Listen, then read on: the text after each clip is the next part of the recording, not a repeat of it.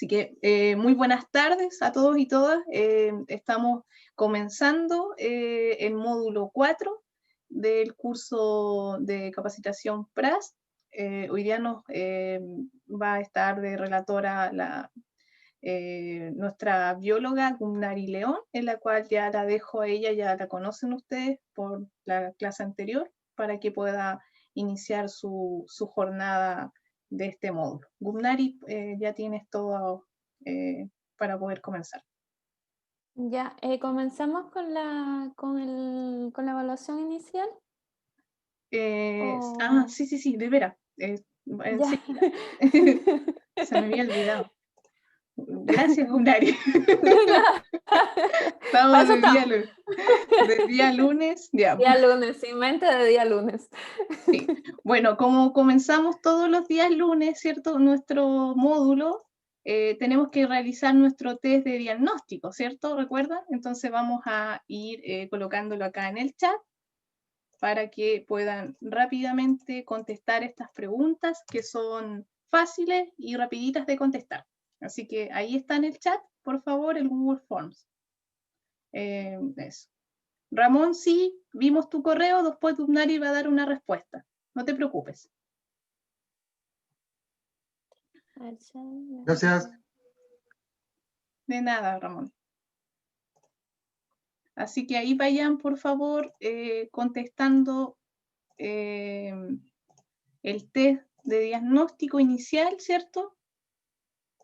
Del módulo 4, para saber qué tanto conocemos con respecto a las temáticas que vamos a realizar esta semana.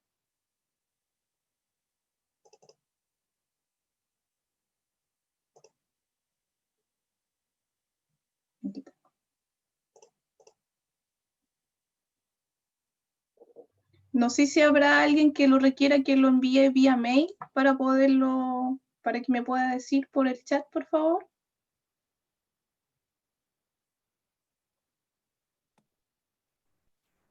¿Es un test de diagnóstico? El test de diagnóstico inicial, si es que no me equivoco, que es el que copié. Si están mirando otra cosa, me avisan porque a lo mejor no, está bien. Está bien, sí, gracias. Sí.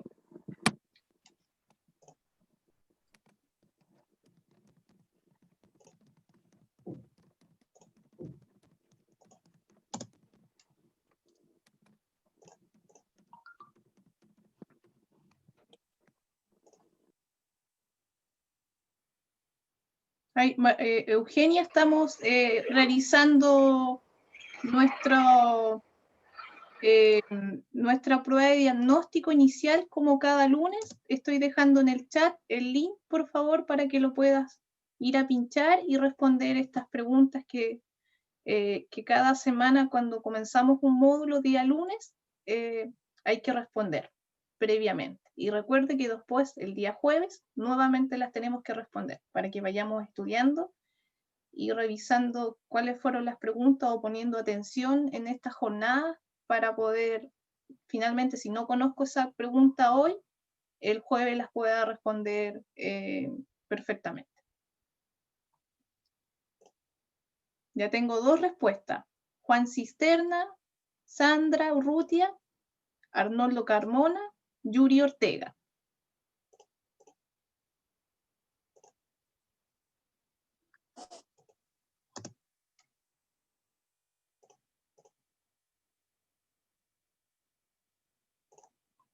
María José se sumó, Garrido.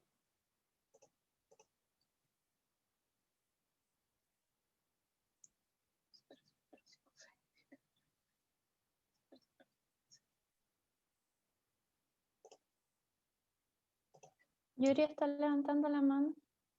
Sí, Yuri. Consulta a propósito, la respuesta, los resultados de estos test evaluativos se suben a la plataforma. Buena acotación. Sabes que no lo habíamos hecho, Gracias. pero lo voy a comentar a la coordinación y sí, lo vamos a retroalimentar para que tengan como las respuestas. Gracias por tu acotación, Yuri. ¿Ya?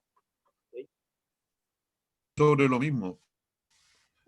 nosotros ya llevamos 2 tareas por diferentes módulos y no hemos tenido noticias acerca de si están bien, tan mal, el modo, no es el modo, hay que cambiarlo, no hay una Retroalimentación, sí. Sí, Sí, sería ideal. Gracias, don Víctor, igual por esa acotación. Creo que ahí estamos al debe un poco con eso, así que igual lo voy a informar a la coordinación para poder hacer en esta semana esa retroalimentación de cómo van y si lo están enfocando de la forma que estábamos esperando que ustedes respondieran. ¿Ya? De hecho, tengo mea culpa también porque no alcancé a mandarla el viernes, no había luz y la mandé el sábado a primera hora, entonces... Sí, ahí eso hay una holgura, no se preocupes, dejamos abierta prácticamente esa actividad, no la cerramos. Para los que estén todavía pendientes, en algún momento la puedan ponerse al día y subirla. ¿Ya? Sí, yo también ahí hago un mea culpa. Para mí ha sido, cuando me dicen imagínatelo o inventa, me cuesta. Entonces quiero tratar, lo mismo que dice Víctor, me gustaría saber la respuesta de la primera para ver si uno está bien enfocado o no. Además que es primera vez que participo en esto, como viendo lo que pasa en la península, aparte de pertenecer a la comuna, y me da una pena enterarme de tantas cosas a través de este curso que yo jamás pensé que pasaban. Entonces yo creo que la voy a estar mandando mañana, porque también dependo mucho de mi tiempo de mamá de 4 universitarios y un preescolar, entonces mucha pega. Mucha pega, o sea, horarios distintos de clase, que uno almuerza a las 4, el otro almuerza a las 12, que el otro está a las 2, que no puedo, que el más chico, que quiero internet, entonces la verdad es que me complico. Entonces sí me gustaría saber, Julieta, de lo que hemos respondido, si realmente estamos claros o no. Sandra, sí, ahí te muteé un rato porque estás como parece que con una televisión prendida, entonces como que de repente se acoplaba un poco el sonido. Sí, mira, vamos. Ahí, sí. Entonces ahí, sí, como me sumaste a lo que dijo don Víctor y ahí vamos a hacer esa retroalimentación, así que no se preocupen. Y ahí como estamos haciendo todos mea culpa, también me sumo al mea culpa para poder estar a lo antes posible con esa retroalimentación para poder obviamente cumplir las expectativas que ustedes tienen. Así que eso para poder, y bueno, felicitarlos también porque han continuado y somos siempre las mismas caras, entonces, aunque ahí son algunas fotografías o una cajita negra, pero igual sabemos más o menos quién está atrás, así que por eso agradecemos. Y ya, y en el honor al tiempo vamos a comenzar con esta relatoría para no atrasarnos nuestra planificación, y ya ustedes ya llevamos varias sesiones, así que ya saben cómo es la dinámica, pedir la palabra, chat, vamos leyendo, o si no, prenden su micrófono y piden a Gunari que responda su duda o consulta. Ninoska, estás con la manito ahí. ¿Quieres decir algo? Sí, hola, buenas tardes a todos. Hola. Hola. Solamente quería hacer mención de la clase pasada y bueno, hoy que me faltó comentar que en el lugar donde yo vivo, en Mantagua, sucedió una desgracia el fin de semana. No sé si están al tanto, eso salió en las noticias, con retroexcavadoras sacando arena de las dunas. La verdad es que yo no sé, no leí tan a fondo la noticia, pero quería tener la palabra en este momento, porque de verdad que es algo muy importante que está pasando en nuestra comuna y ojalá las autoridades le tomen el peso a eso, a ese lugar tan importante como lo es el humedal de Mantagua. Eso, muchas gracias por darme la palabra. Gracias, Ninoska, por darnos esa noticia. Porque sí, esa noticia. Sí, bueno, como saben, estas grabaciones estas sesiones quedan grabadas, así que igual en algún momento se puede, como ustedes mismos, viralizar y que llegue a otras personas lo que realmente opinan o que la información que quieren saber que otra gente sepa, ¿cierto? Entonces se agradece con respecto a eso. Víctor está pidiendo la palabra. ¿Sí? Sí, con respecto a lo mismo, el Departamento de Medio Ambiente ya lo vio y sancionó y ya, ¿cómo se llama? Para que queden tranquilos, está aparentemente subsanado. Perfecto. Disculpe, yo entiendo que el SMA se presentó, pero no tengo certeza que hayan sancionado. Incluso yo comenté, pues ellos publicaron la noticia y todo lo que es la presencia, ¿cierto? Y yo justamente estaba consultando, pues entiendo que a través de la fiscalización se abre un número de expedientes. Y ellos lo que se anunciaron es que en base a esa fiscalización iban a informar los resultados si iba o no sanción.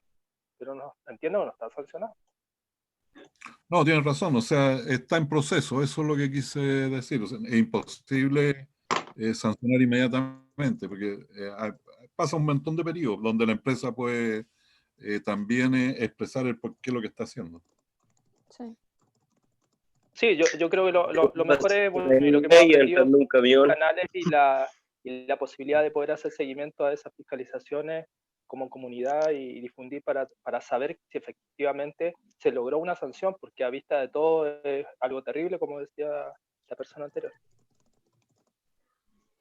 Súper. O sea, mirándolo así, como tú lo quieres ver, pueden pasar años para saber efectivamente que son juicios y más juicios, si es que al final se sancionó o no. Entonces, lo que yo quería dejar en claro es que la comunidad avisó, el municipio se hizo cargo y ya por lo menos fueron, revisaron y pararon. Eso. No, pero yo le digo, yo pasé hoy día por ahí y iba un camión para adentro. Así yo lo vi, así con mi ojo iba atrás del camión. Yeah. Y ahí llevan años haciendo, como un año más o menos que llevan sacando arena ahí. Si uno va para allá, más o menos un año deben llevar saliendo porque yo paso harto por ahí y si usted se fija siempre hay restos de arena y todo, pero ya llevan harto tiempo. Si ahora los vimos porque llegaron muy arriba de la duna, pero cuando estaban abajo no se veían, ahí estaban pasando piola y llevaban cualquier tiempo sacando arena. Pero ¿de dónde estás hablando tú? ¿De Mantagua o de la curva de la Garza? No, pues de donde está el Fundo Lureta, no sé, parece que se llama donde uno entra No, por ahí. ahí tienen Está la zona. autorización para sacar. Sí, Ellos pues tienen estaban sacando. autorización. Ah, sí, pues estaban sacando. Claro. Pero que esa era la máquina que salía ahí donde estaba, esa foto que sale en todos lados. Era ahí. Por ahí entran, por ahí Ya. salen. Ya, para estimados, es una noticia como importante que podemos obviamente generar ahí un debate como para largo, ¿cierto? Se agradece la información, sí, y para esto también estos grupos, para poder generar, pero para poder continuar, para que Gurnari pueda comenzar con su clase, entonces nos vamos a enfocar ahora en la clase. Así que muchas gracias y Gurnari, por favor, podemos iniciar la clase. Hola, buenas tardes. Primero, quiero agradecer los comentarios de la clase anterior y hoy estoy usando audífonos porque parece que fue un problema. Espero que esta vez me estén escuchando bien todos. Y por otro lado, el comentario de Ramón de sus preguntas sobre la generación de áreas protegidas y el cómo se manejan áreas protegidas privadas.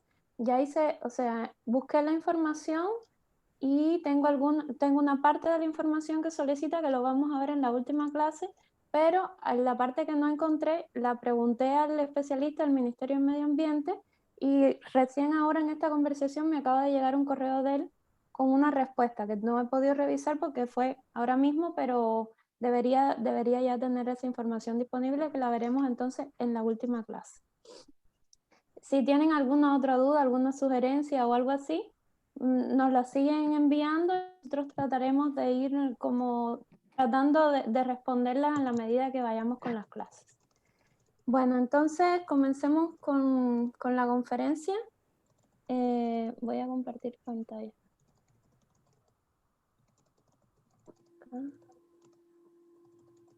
Voy a compartir pantalla. ¿Ven bien acá? ¿Se ve bien? Sí, Ugnari, tienes que... Ya, perfecto. Presentación. Entonces, presentación. Bien, entonces, este módulo es el módulo 4, que trataremos paisaje y biodiversidad. Algunos de ustedes que ya participaron en la primera parte del PRAS verán algunas cosas repetidas, pero las incluí de todas maneras porque para entender todos los conceptos es necesario pasar por esta información, así que por favor tratemos de refrescar el conocimiento y además tratar de incorporar todo lo nuevo que se ha incluido esta vez.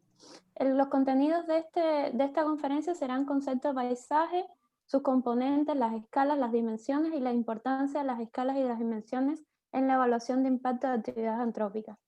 Y en cuanto a la biodiversidad, veremos el concepto de biodiversidad, la relación entre la complejidad del paisaje y la biodiversidad, y un estudio de caso donde compararemos los humedales visitados en la salida a terreno durante la ejecución de la primera etapa de este PRAS, que eso se realizó en diciembre. Entonces ahí estaremos como evaluando algunas de las cosas que vimos en terreno y algunos aspectos de biodiversidad y paisaje de estos lugares. En la clase 2 hablaremos sobre Chile y su biodiversidad, la importancia de esta, los servicios ecosistémicos que son y algunos ejemplos, cómo podemos darle un valor monetario a estos servicios, un estudio de caso que sucedió en China, pero que fue uno de los sucesos más importantes en cuanto a ecología y conservación y la importancia de algunas especies, y otros usos de la biodiversidad, que serían los indicadores biológicos. En la clase 3 veremos el estudio de caso del humedal Campiche, los usos de la biodiversidad como indicadores de calidad de hábitat, clasificación de especies según su papel en la conservación, amenaza en la biodiversidad, y ejemplos de la biodiversidad local de las comunas Quintero y Pochuncaví y sus amenazas. Y en la 4 veremos categoría de conservación de las especies vigentes en Chile, instituciones reguladoras responsables de la protección de la biodiversidad, cómo se realizaría una denuncia ciudadana y la ley de humedales urbanos. Bien, ¿qué cosa es el paisaje? Es una escala espacial adecuada en la cual se pueden investigar procesos ecológicos como el flujo de energía o la dinámica de las comunidades tras sufrir una perturbación. El paisaje es heterogéneo e integra los componentes abióticos, o sea, los que no tienen vida, como podrían ser la iluminación, las temperaturas, los suelos, con los bióticos, que serían los organismos, y además de eso se incluyen los humanos, que por ser desde donde se estudia, se separa de los componentes bióticos, pero evidentemente somos una especie más. ¿Cuáles son los componentes abióticos? Serían como los abióticos, la luz del sol, la lluvia, las temperaturas del suelo, como les mencionaba. Los bióticos serían la flora y la fauna, y los humanos serían aquellos que son resultado de nuestra propia actividad, como serían las construcciones, las barreras, cultivos y nuestra generación de basura y contaminantes. ¿Cuáles son las escalas? Hay una escala espacial que vendría siendo la distribución de todo lo que existe en el paisaje y cómo se relacionan unos con otros, y la temporal, que es cómo cambian estos elementos en el tiempo. Por ejemplo, aquí vemos cómo va cambiando la ocupación humana y el paisaje a medida que pasa el tiempo y cuando se generan ciudades, por ejemplo.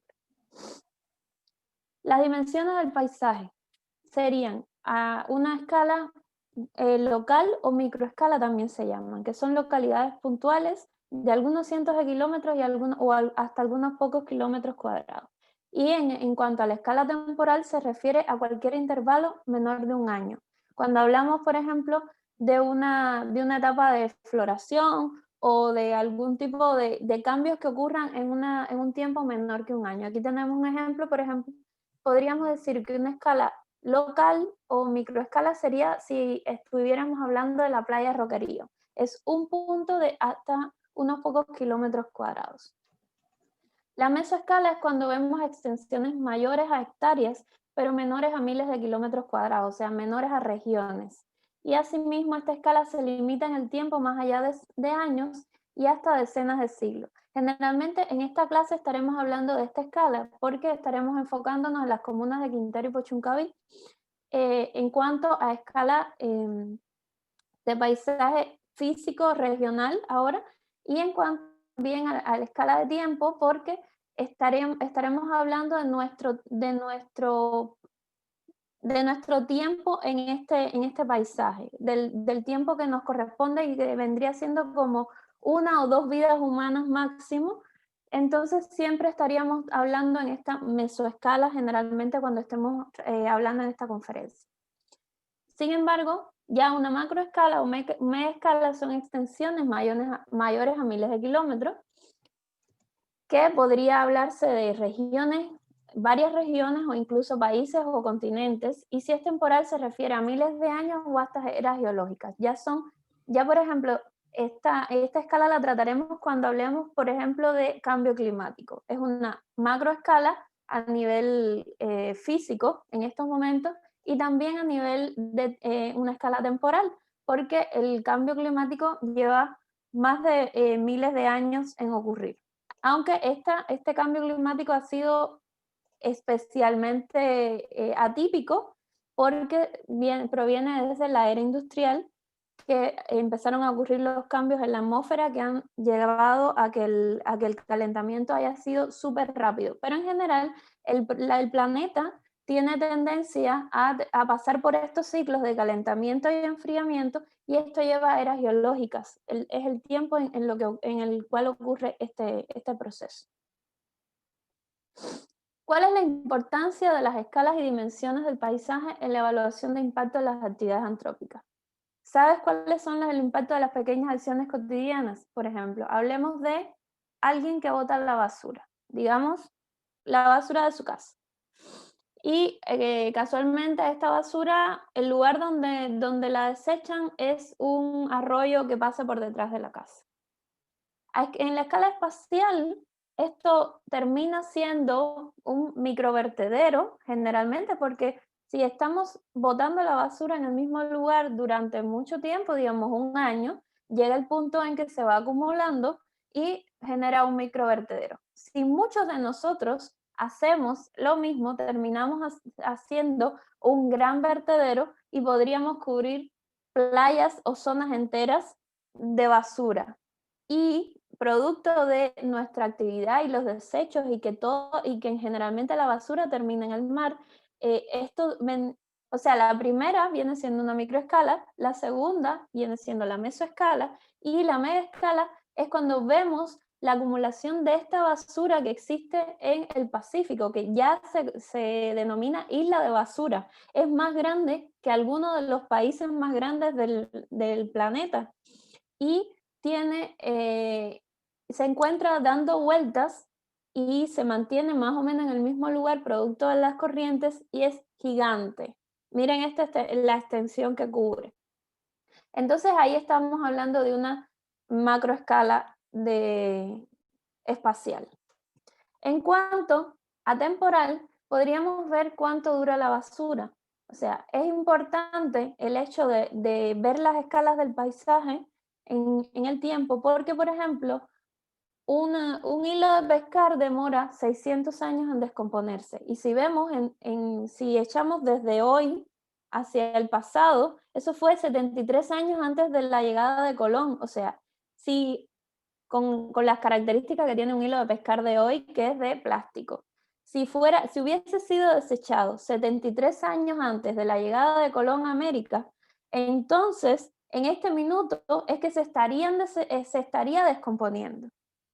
Y eso no sé va a ustedes, pero eso a mí me vuela la cabeza. O sea, toda la basura plástica que hemos generado desde que se inventó el proceso industrial todavía está aquí. Todavía, y se va a mantener muchísimo tiempo más antes de que empiece a descomponerse. De hecho, ya nuestra era geológica, o sea, la era donde nosotros habitamos, va a estar caracterizada en el futuro por la presencia del plástico. Esa es la manera que nosotros le estamos dejando al planeta para señalar nuestra presencia en el planeta, la presencia del plástico.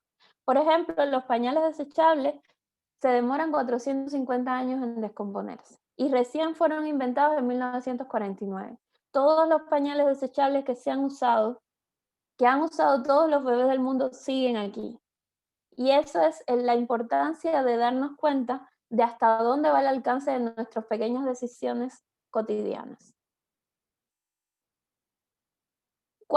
Y también en cuanto a el concepto de consumo, debemos considerar, por ejemplo, que esa es más o menos la cantidad de pañales que usa un bebé en el primer año de su vida. Así, esa montaña.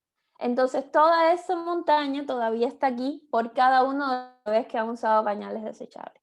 Esa es a veces las cosas que tenemos como que visualizar, porque el gran problema de la basura viene siendo que cuando no lo vemos pensamos que ya no existe, y eso es algo que tenemos tendencia los seres humanos: si no lo veo no existe.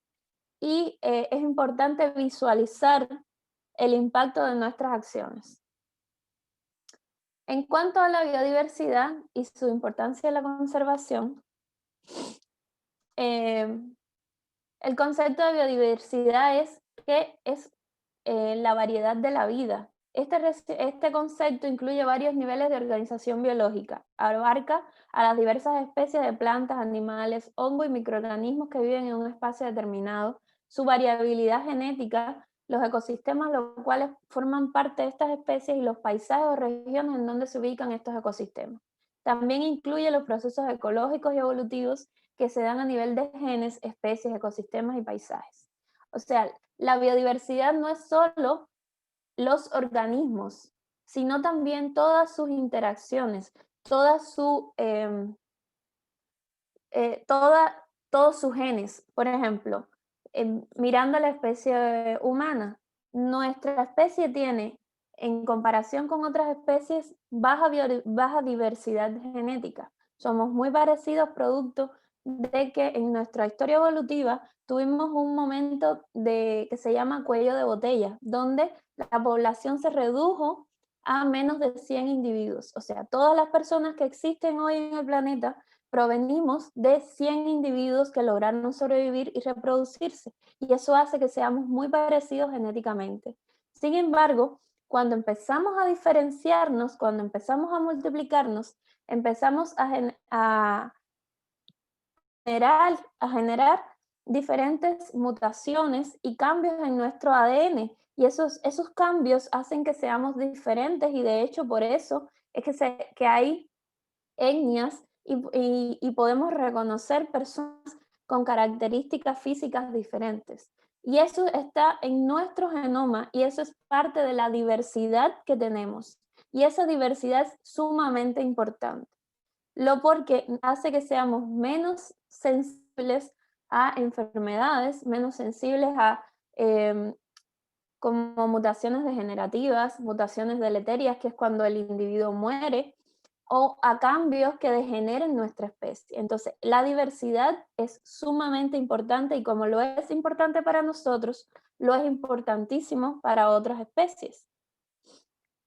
Entonces, en cuanto a la diversidad, no es solo que sean muchas especies, sino que dentro de esas especies haya mucha diversidad genética, mucha diversidad de conductas, muchas interacciones, y eso hace que los ambientes sean saludables. En cuanto a las interacciones, podemos ver aquí una interacción que ocurre en un ambiente costero, donde hay microorganismos que sería el fitoplancton, que serían unicelulares generalmente o muy muy pequeños, que son consumidos por varias especies, y estas especies además consumen otras especies, y esto hace que se forme una red de interacción, una red trófica en este caso, que forma parte de la diversidad. La diversidad no es solo cada una de estas especies, sino también el número de interacciones. Mientras más interacciones hay, más diversidad hay en el ecosistema. Entonces, ¿cuál es la relación entre la complejidad del paisaje y la biodiversidad? Aquí tenemos un bosque nativo, y acá tenemos una plantación de soya. En este bosque tenemos muchísimas especies vegetales, mientras que en este hay una única especie vegetal predominante. No es la única, sin embargo, perfectamente podría representar el 90% de la cobertura vegetal que tiene este terreno. Acá, ¿quiénes vivirán? Vivirán todas aquellas especies que sean capaces de consumir e interactuar con toda esta diversidad vegetal que existe acá. O sea, hay especies que consumen este árbol más clarito, hay otras especies que se refugian en este otro árbol, y así. Este ambiente es extremadamente complejo porque además tiene un dosel, que vendría siendo la copa de los árboles. Hay una parte intermedia que está formada fundamentalmente por troncos, porque no llega tanto la luz, y entonces ahí hay otras especies que están adaptadas a menor cantidad de luz, y en el sotobosque, que se llama así, a la parte del suelo, debajo de un bosque, tenemos especies que están muy adaptadas a alta humedad, por ejemplo, y a poquísima luz. Entonces tienen hojas grandes, tienen formas de sacar el agua de su sistema, tienen mucha más diversidad. Y además de eso, tanto los animales que interactúan ahí son mucho más diversos, porque hay animales que usan esta capa, otros usan esta capa, otros usan esta otra capa, y otros viven en el suelo, que además reciben materia orgánica muy diferente en dependencia de cuáles sean los árboles que estén presentes ahí. Entonces, veamos lo que sucede en este ambiente. ¿Quiénes podrán vivir ahí? Bueno, solamente aquellas especies que consuman soya, porque es lo que está disponible. Entonces, acá veremos insectos probablemente, veremos algunos otros microorganismos en el suelo, pero acá no pueden vivir tucanes porque necesitan de esta estructura de bosque. No pueden vivir otras aves que necesitan mínimo percha. Percha es donde se paran a descansar las aves. Eso se denomina percha. Entonces, es un ambiente muy, muy, muy simplificado, que hace que la diversidad que pueda albergar sea muy baja. Y ese es el gran problema de los monocultivos, porque obviamente los cultivos siempre van a ser mucho más simplificados que un bosque, pero si tenemos una forma de cultivar un poco más compleja, como la que tenían los nativos americanos, donde utilizaban, o sea, sembraban a la vez maíz, calabaza y frijoles. Entonces, el maíz le provee a los frijoles frijoles serían los porotos, de un sustrato para enredarse. La calabaza vendría siendo la que cubre el terreno y no permite que crezca la mala hierba, y los frijoles le aportan nitrógeno al suelo. Entonces tenemos una estructura mucho más compleja de cultivo, pero además permite mayor diversidad de otros organismos viviendo ahí. ¿Y qué pasa también acá? Como solamente pueden vivir aquellos organismos que consumen la soya, estos organismos pueden convertirse en plaga, porque no tienen controladores, o sea, no tienen quien se los coma, y como tienen una disponibilidad absoluta de sus recursos, pueden aumentar sus números poblacionales hasta convertirse en plaga. Todas aquellas especies que en la actualidad son plagas, en la antigüedad no lo eran sencillamente especies que consumían esa, pero como estaban en un ambiente mucho más complejo, no podían crecer tanto sus poblaciones para convertirse en plaga. Entonces, la biodiversidad y la complejidad del paisaje están estrechamente relacionadas, y además de eso, mientras más complejo sea el paisaje, contiene una mayor diversidad. Evidentemente aquí les estoy poniendo los ambientes extremos. Por supuesto hay ambientes un poco más intermedios que hay que analizarlos como punto a punto, pero en general los monocultivos vienen siendo como el extremo de la simplificación de un paisaje.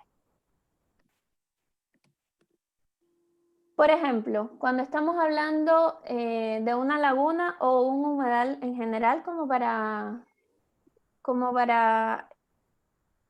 ¿hay alguien preguntando?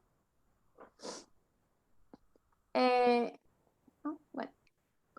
de un humedal, como para continuar un poco con el tema de la clase anterior. Tenemos diferentes, o sea, si tuviéramos un humedal o un cuerpo de agua que tuviera una orilla un poco más suave, podríamos tener diferentes tipos de plantas habitándola.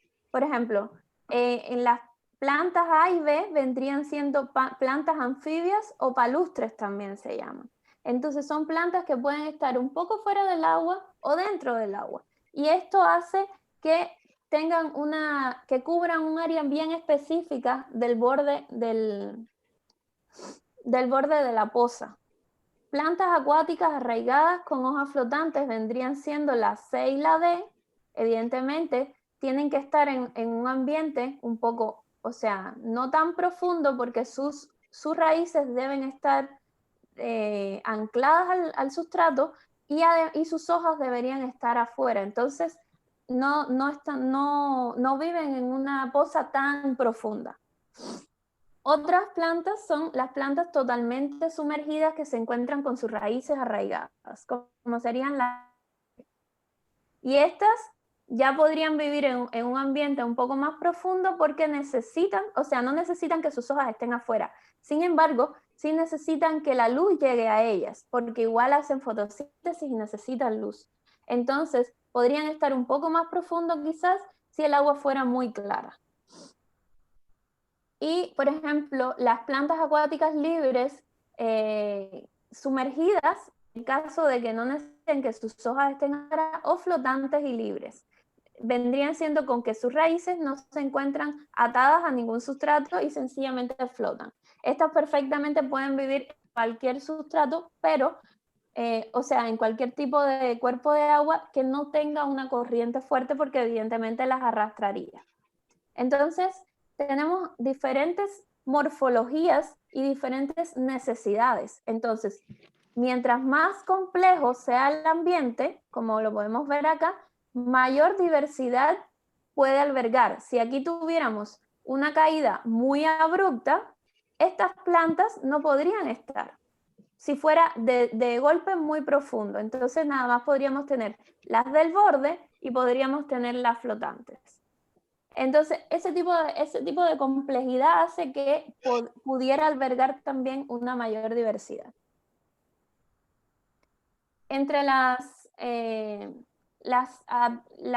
cosas que le permiten, por ejemplo, a las plantas que le estaba hablando, sobrevivir en este tipo de ambientes, tenemos adaptaciones. Y como les había hablado en la clase anterior, vamos a ver algunas adaptaciones a la vegetación hidrófila, que sería la vegetación que le gusta el agua. Por ejemplo, las plantas flotantes con las hojas expuestas, o sea, fuera del agua, necesitan flotar. Entonces tienen estructuras en sus hojas que forman como si fuera una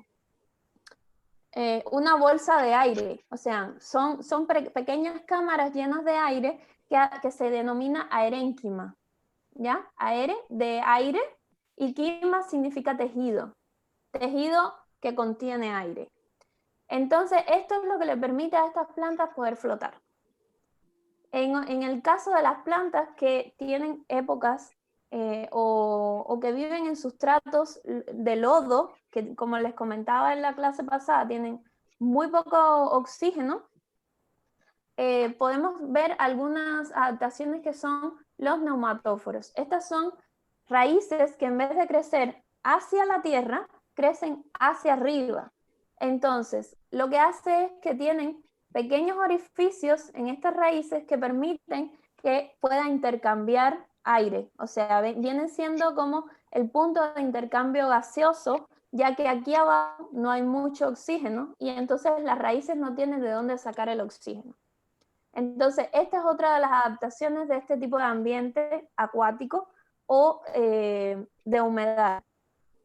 Y como les hablaba, en ambientes con mucha agua, como pueden ser los humedales, continuamente, o sea, ¿cómo funciona la entrada de agua hacia la planta?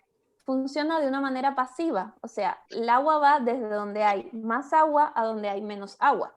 Entonces hay más agua en el exterior porque es un ambiente acuático y entonces a la planta siempre está entrando agua.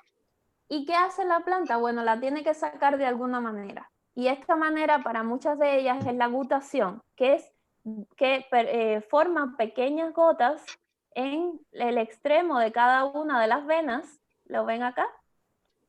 Y esa es la manera donde va sacando el exceso de agua a la planta. Entonces esa es otra de las adaptaciones que pueden tener las plantas de los ambientes de humedales.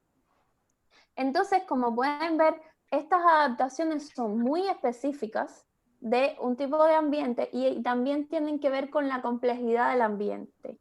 Están muy asociadas al lugar particular donde vive la planta. Y como pasa en plantas, pasa también en animales. Y estos son ejemplos de cómo podemos relacionar estrechamente la complejidad del paisaje y la biodiversidad que alberga. Nari, Por ejemplo, ¿sí? hay algunas preguntas ¿Ya? para poder. Sí. Juliana dice, ¿qué pasa con el ecosistema si el terreno tiene plantas transgénicas que mayormente son tóxicas para esto? Ya. A ver, el problema de la transgénesis tiene mucho que ver con que a la planta, o sea, la transgénesis en sí no es mala. O sea, el proceso científico no es malo. Lo malo es el cómo se usa. Porque en el proceso de transgénesis, muchas compañías productoras de semillas lo que hacen es eliminar la capacidad de esa planta de que se pueda volver a reproducir y produzca semillas viables. Entonces lo que hace es que fuerza al agricultor a tener que comprar la semilla todos los años y en vez de producir su propia semilla y por tanto elimina la libertad y la independencia del agricultor. Y ese es el gran problema de la transgénesis, así como que muchas de ellas requieren, o sea, las han modificado para que requieran nutrientes o pesticidas específicos que ellos también producen.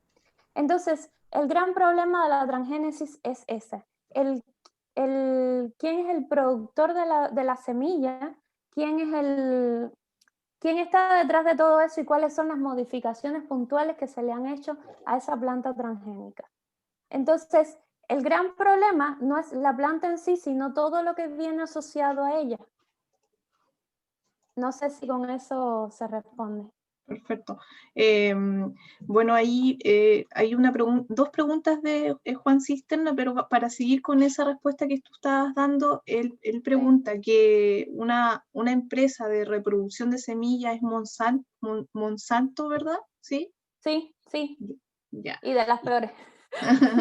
Perfecto. Y Juan pregunta igual, ¿de qué manera influye el material particulado en la vegetación? Ya, el material particulado en la vegetación podría, o sea, podría tapar los orificios de entrada del intercambio gaseoso en las hojas, o sea, podría hacer que las hojas no puedan intercambiar y entonces mueran y producir una defoliación de la planta y provocarle un estrés muy alto a la planta, del punto que puede llegar a no sobrevivir en caso de que sea demasiado fuerte la contaminación. Ese puede ser el efecto directo. También el material particulado de alguna manera también se deposita y dependiendo de cuál sea el origen de este material particulado y cuáles sean las sustancias que contengan, pudieran funcionar como contaminantes del suelo y de alguna manera también estresar a las plantas desde el punto de vista de el crecimiento, la reproducción, la incorporación de agua o alguno de otros de los procesos vitales. Súper. Sí, Nari, podemos continuar. ¿Podemos continuar? Sí. Ya. Entonces, hablábamos de las adaptaciones. Disculpen. Las adaptaciones más extremas en general o sea, más extremas a factores ambientales, casi siempre se encuentran en organismos, ya sean plantas, animales, hongos o microorganismos, que son sésiles, o sea, que son incapaces de moverse, eso es lo que significa sésil, o sedentario, que significa que se mueven poco. Entonces, yo quisiera preguntarle así como, ¿qué ideas pueden abrir sus micrófonos? ¿Por qué creen que esto pase? Yo creo que es porque si no el organismo buscaría mejores condiciones para la vida. Exactamente, o sea, al no poderse mover, No puede migrar. sí, ¿sí? ¿Sí, No Arnoldo? puede migrar. ¿No puede? Emigrar. Claro, no podría migrar, no puede moverse a otro lugar. Entonces, como que donde cae la semilla o donde cae la larva, ahí se tiene que quedar. Entonces, tiene que tener una amplia batería de adaptaciones que le permitan sobrevivir a ese ambiente y adaptarse a las condiciones cambiantes del ambiente. Si no, o sea, y si no se puede adaptar, evidentemente muere. Y este concepto quiero que lo mantengan como en mente, porque después estaremos hablando, más adelante, en el desarrollo del curso, estaremos hablando de organismos indicadores de calidad de hábitat. Y específicamente, estos organismos con estas características, ya sean sésiles o sedentarios, son muy importantes como indicadores de calidad de hábitat. Entonces, vamos a ver un estudio de caso donde compararemos los humedales visitados en la salida a terreno durante la ejecución de la primera etapa de capacitación. Como recuerdan, visitamos el humedal Campeche manejado por Codelco y además visitamos un humedal cerca de los Maitenes, que, o sea, no logré tener un nombre específico, pero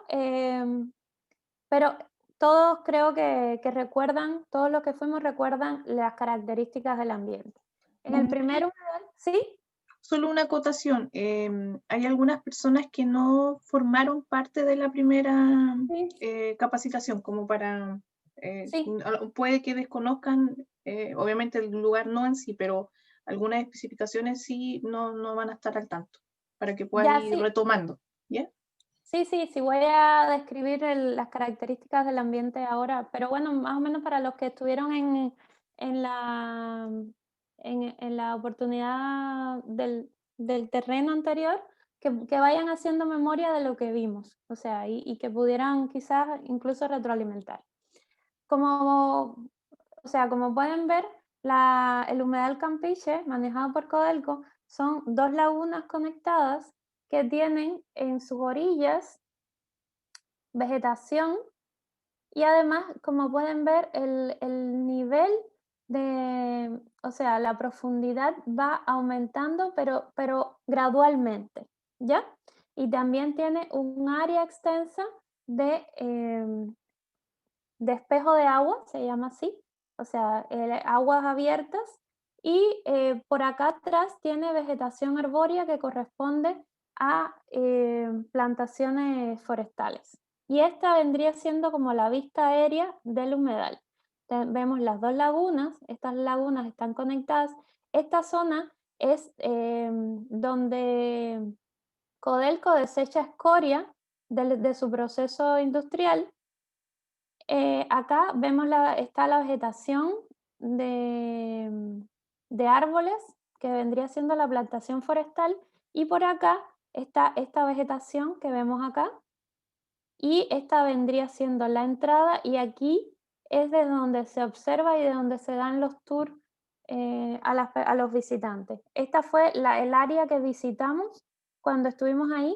Esta es una zona un poco más alta y nunca estuvimos cerca de esta área, estuvimos como por acá arriba, ¿ya? Nunca estuvimos a la orilla del mar, no, de la laguna.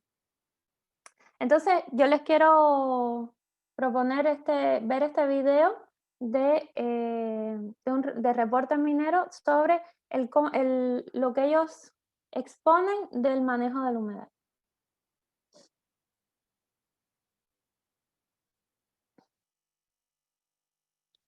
Esperemos que se cargue.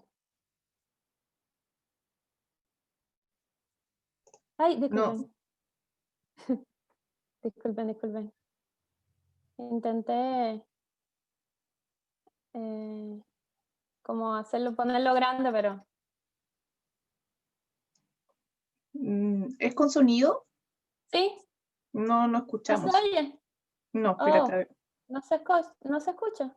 Sí, es que parece que tienes que poner algo. ¿Tendrás como el link ahí a mano para poderlo poner del chat? Ya, déjame Ahí, buscarlo entonces. YouTube, puedes pinchar ahí. Sí. Mirar en YouTube. Quizás ahí la... Sí, hay que hacer como algo previo en la sesión cuando iniciamos para como tomar el tema de los sonidos cuando se pone en video. Ah, ya. Déjeme ver entonces. A ver, salimos de acá. Veamos entonces. Porque a lo mejor yo lo puedo poner aquí en YouTube o no lo podría poner. Sí, también puedes proyectar, pero no sé si se va a escuchar porque, a ver, porque tienes que poner tú compartir audio de tu computador, pero Ya. desde los 3 puntitos, creo.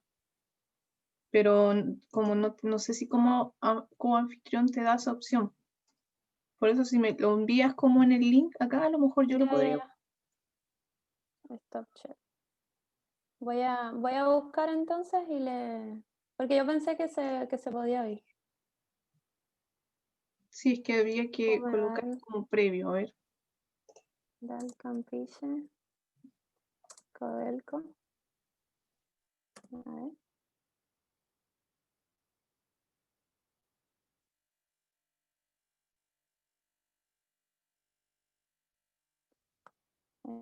Ajá, es este.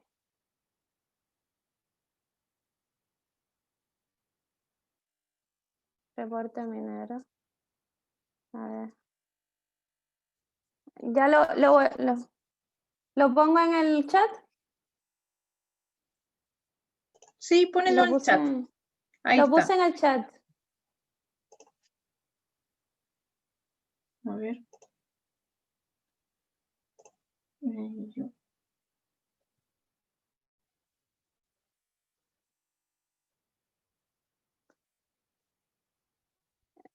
Ya está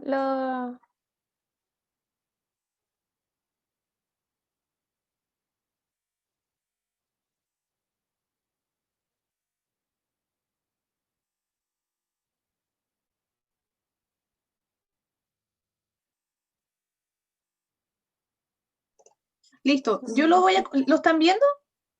Dal Campiche, ubicado en la región de Valparaíso, ha sido una larga tarea.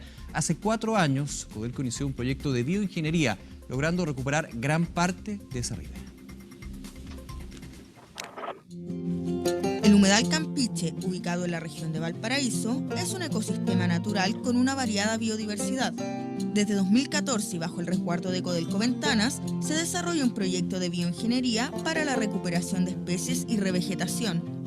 El objetivo es restablecer el hábitat o el ecosistema a especies típicas del humedal, que en este caso es la avifauna, en donde nosotros le proporcionamos la capacidad de desarrollarse dentro de la zona. Hemos hecho un trabajo de investigación, de educación y de monitoreo, y para ello hemos hecho innovaciones, hemos ocupado tecnología de origen español. Principalmente este proyecto consta en restaurar las riberas que se encuentran desnudas dentro de este humedal. El proyecto tuvo una inversión cercana a 138 millones de pesos. Al 2016 se logró un aumento del 80% de la superficie vegetal. Por su parte, se registraron 16 nuevas especies nativas. La restauración de la ribera poniente, según registros, hemos estado restaurando un poco más de 2.000 metros cuadrados. Los biorrollos usados en la revegetación generan un microhábitat biológico que funciona como refugio y zona de reproducción. A fines de 2017, el proyecto registró el primer nacimiento de aves en el sector. 5 polluelos de tagua se incorporaron al ecosistema de Campiche. La restauración proporcionó un refugio ya en zonas donde no teníamos vegetación, y esta especie selecciona el lugar de tal manera de que pudo lograr su desarrollo reproductivo. Es necesario generar educación Estamos trabajando con las escuelas de las comunas, especialmente de Puchuncaví y Quintero. Este año se espera concretar la restauración del sector oriente, totalizando aproximadamente 4.000 metros cuadrados de ecosistema recuperado.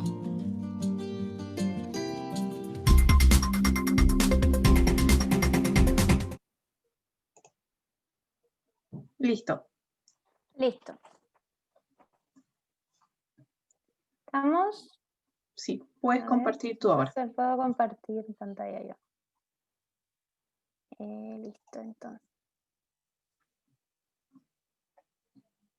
Bien, entonces quedó claro el qué se está haciendo ahí para los que no estuvieron en la visita anterior.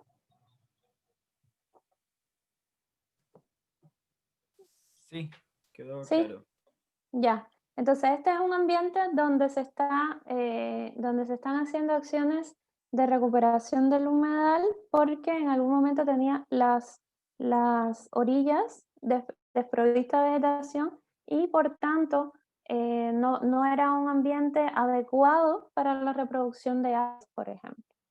De cierta manera, también ellos están asociando esta recuperación con la conservación del humedal. Tengo 2 participantes que están levantando la mano. Sí, por favor, hablen. Yuri sería porque Ninoska estaba con la mano pegada de antes. Ah, ya. Sí, lo que quisiera consultar. Entiendo que el alcance fue el recuperamiento de la orilla, ¿cierto? Para permitir estas aves, la recuperación. Ujú. Pero, Sí. ¿sabes si se hizo algo más con respecto a la calidad del agua? O si se sabía si la calidad del agua es saludable para este humedal. Ya, cuando nosotros estuvimos allí, nos dijeron, esa fue una de las preguntas que hicimos específicamente, cuáles eran las medidas que estaban tomando en cuanto al agua, y nos dijeron que estaban midiendo pH, temperatura, pero que no, en ningún momento nos informaron que estuvieran midiendo el contenido de contaminantes como por ejemplo pudieran ser los metales pesados o algún otro tipo de contaminante. No se estaban registrando ese tipo de mediciones.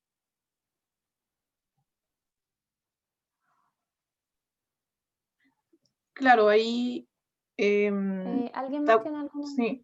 Sí. ¿Te acuerdas, Gumnari, que igual, bueno, eso como dijiste, fue una pregunta que hicieron muchos de los que participaron en eso y también que se evidencia obviamente que hay un ecosistema en esa zona. Entonces, había presencia de especies que en sí, si fuera como un lugar extremadamente tóxico, no habría indicios de vida como alguna. Pero también tiene que ver mucho con el concepto de adaptabilidad, ¿cierto, Unari? Como en especie. Sí. Claro. Como dicen algunos... De eso vamos a estar hablando un poco más en las próximas clases porque vamos a estar regresando a estos humedales una y otra vez. Probablemente, yo creo que en las 2 próximas clases también vamos a estar regresando. Pero esta vez vamos a enfocarnos solamente en lo que tiene que ver con complejidad de hábitat. Ya posteriormente estaremos hablando sobre el uso de estas especies como indicadores de calidad, que es lo que están exponiendo acá, tanto en esta presentación como cuando nosotros en nuestra visita, y cuáles podrían ser mejores indicadores, según mi experiencia, en cuanto a la calidad de hábitat. Pero eso lo vamos a ver, si mal no recuerdo, en la próxima clase. ¿Sí? ¿Alguien está levantando la mano? Arnoldo. ¿Habían coipo? ¿Sí? ¿Coipo así se veían? No. Por lo menos no. Eran aves. Tampoco se recuerdo que nos dijeran que habían coipos. No dijeron que habían. Coipo antes siempre. ¿Sí? Sí. Ah, ya. lo iban a cazar igual, por eso también, ahora casi ni hay coipos, pero antes aquí habían hartos coipos por toda la zona. Ya. Claro, ahí es que, como dijimos, obviamente faltan estudios como en el tema de calidad, que Codelco puede que no, o sea, que sí haya realizado, pero a lo mejor no tiene esa información disponible, ¿cierto? Para público. Sí. Obviamente es algo que a lo mejor se pudiese como solicitar. Ahora van a ser Solicitar, claro. de buenas voluntades, a no ser que se las, como que los obliguen a transparentar esa información. Pero como indicamos, vimos especies, ¿cierto, Unari? Como igual Sí. comentan algunos, como que vimos restos o resquicios de esqueletos que están como con este color verdecito en los huesitos, ¿te acuerdas, Unari? Sí. Sí. Vimos Ahí, restos de claro. huesos y tenían un color verde. Claro. Arnoldo creo que está levantando la mano también. No, Ninoska está todavía ahí pegada. Ya. La María Francisca pregunta, con el tema de la escoria, ¿se ha hecho algo para que no se acople en esa zona? No, tampoco nos informaron de eso y no he encontrado ninguna información del tema. Claro. Y aparentemente, ellos lo que nos dijeron fue que esa escoria era inerte. Pero realmente nunca nos proporcionaron datos, ni yo he encontrado datos tampoco sobre que realmente se haya hecho una evaluación del efecto de esa escoria sobre el agua.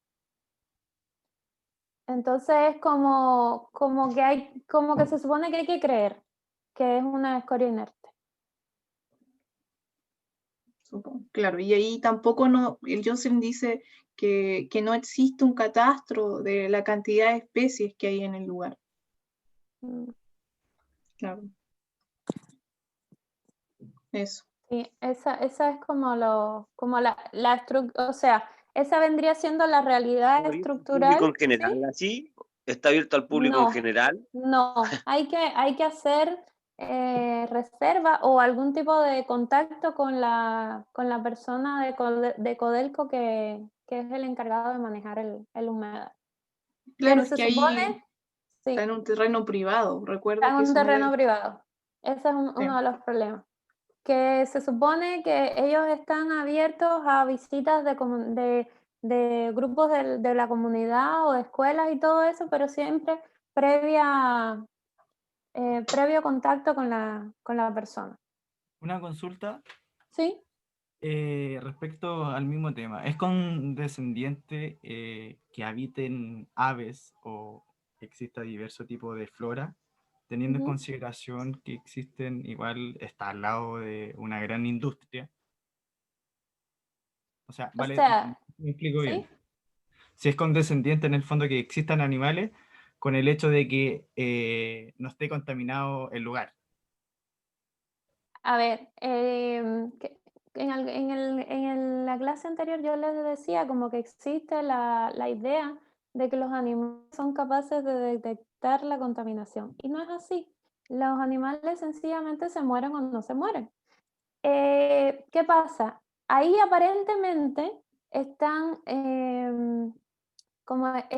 está cumpliendo los requerimientos de hábitat de estas especies porque realmente vimos abundantes aves y también en esa etapa en particular estaban nidificando, lo cual es un buen indicador. Y eso no es estrictamente incompatible el hecho de que haya un ambiente de industria con un ambiente que esté medianamente saludable, siempre y cuando la industria no esté emitiendo elementos nocivos para el ambiente. ¿Qué pasa? La manera, y esto lo vamos a ver un poco, esto es como la previa de la próxima clase, la evaluación que ellos están haciendo es la presencia de aves adultas y el registro anecdótico del hecho de que estén nidificando, lo cual es muy bueno, pero mi observación sería que no se sabe qué tan exitosa es la reproducción de esas aves porque no lo están evaluando. Entonces, pero eso lo vamos a ver un poco más adelante. el cómo se está usando las aves como indicadores biológicos, pero yo no, según mi experiencia, no de la mejor manera. No sé si tiene un poco, como que respondí la pregunta, pero también como que les estoy dejando un poco para la próxima clase porque forma parte de lo que está preparado. ¿Sí? Se entiende, sí, muchas gracias. Ya. Arnoldo. Es que dice que se usa que lo usan como para estabilizar caminos. Esta noticia que compartí, pero no dio el enlace. Que las escorias la usan para estabilizar caminos, ahí salía la para noticia. estabilizar Que caminos. sí, pues dice que es un material inerte, no sé qué. En la noticia sale sí. ahí. Claro, dice escoria de Que se usa harto en Codelco. Estados Sí. Unidos y no sé dónde. Sí. Ya. Pero que no sé si se puede abrir porque a mí no se me abrió. ¿No? Dice que más de 2 millones de toneladas de escoria entregará Codelco Estana al MOP. Dice que se usa en Estados Unidos y Japón como válido alternativo para estabilizar caminos. Ya. Para vaciarlo un poco porque está muy lleno y como siguen descargando todos los días. Sí, porque sigue descargando igual. También se puede ser que sencillamente físicamente interrumpa el flujo de agua. O sea, aunque no aporte elementos químicos hacia el agua, si en caso de que sea inerte, podría interrumpir el flujo de agua y de alguna manera entorpecer la dinámica natural del ambiente. Eso sí también podría suceder. También hay que tener en cuenta que el relleno de caminos es muy diferente a las orillas de un humedal. O sea, las características y requerimientos que deben tener los materiales que se usen son muy diferentes. Eso como punto de llamada de atención. Entonces, continuemos. Como les explicaba, esta viene siendo como la distribución de la primera laguna, que fue fundamentalmente la que visitamos. Esta área boscosa, esta área donde se encuentran la vegetación de la orilla, y esta es el área que estarían reforestando. Entonces, en el caso del humedal de los Maitenes, se encuentra un poco más alejado de la laguna de Codelco, como vemos acá, y eran canales. No logré conseguir una foto clara de ese ambiente porque parece que no hay, yo ese día no tomé fotos, pero eran como canales donde la orilla era bastante abrupta, o sea, caía bastante abrupta, no había como un desnivel de a poco y se hacía profundo, sino que era como el tipo canal, así de que viene la tierra y cae a la profundidad, y todo estaba cubierta de vegetación y había el espejo de agua que vendría siendo el canal. Ahí vimos muchas menos aves y solamente recuerdo algunos patos o aves buceadoras, ¿ya? Entonces, ¿qué pasa?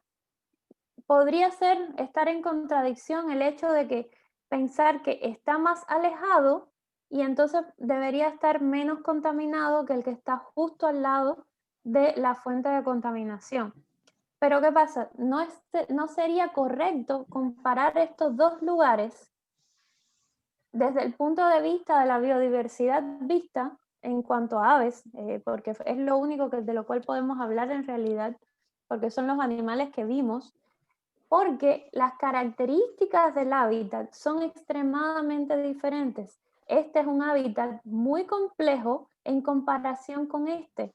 Entonces, precisamente por esto que estábamos hablando, de que la complejidad del paisaje hace que tenga una biodiversidad asociada diferente, el hecho de que este sea un ambiente mucho más complejo hace que intrínsecamente sea capaz de sostener una mayor diversidad que este, y no porque este esté más conservado y este esté más contaminado. No tiene nada que ver con la contaminación, sino que es únicamente la estructura del hábitat y la complejidad del hábitat lo que le da esa diferencia intrínseca de diversidad. No sé si esto queda claro. ¿Sí?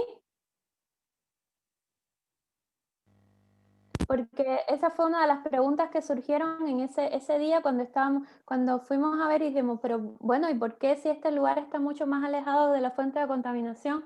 entonces tiene menos diversidad. Bueno, según mi experiencia y según estas características del hábitat, se debe a que la estructura del hábitat es muy diferente. Ya, entonces,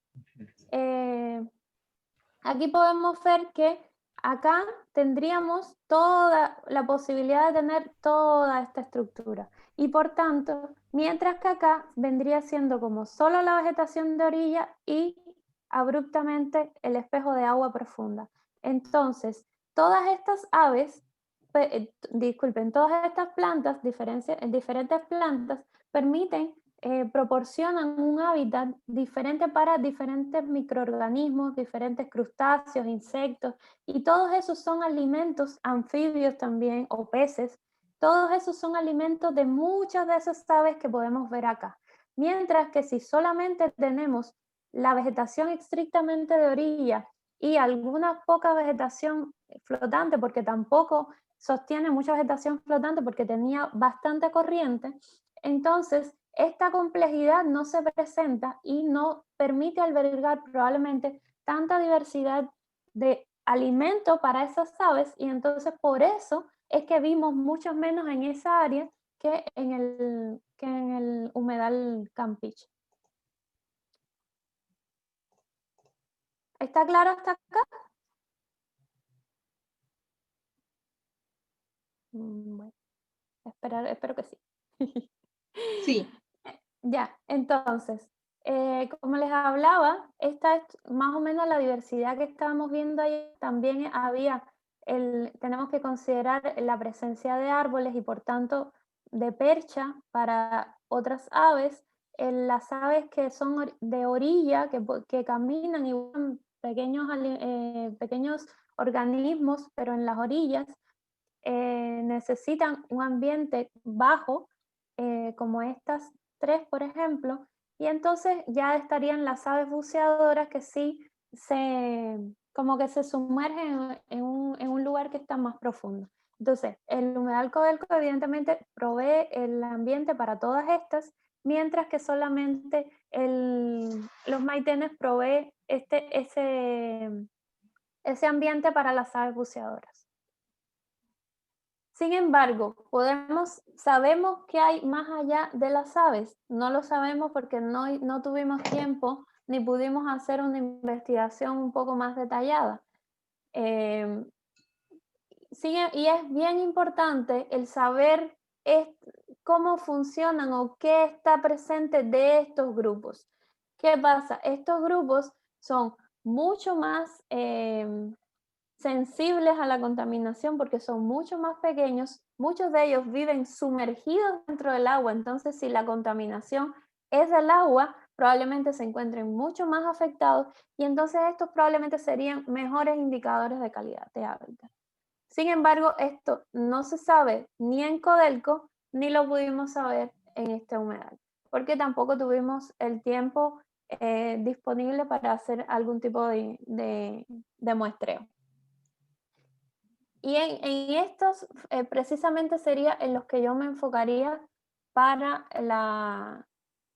el ver qué tan bien está el ambiente.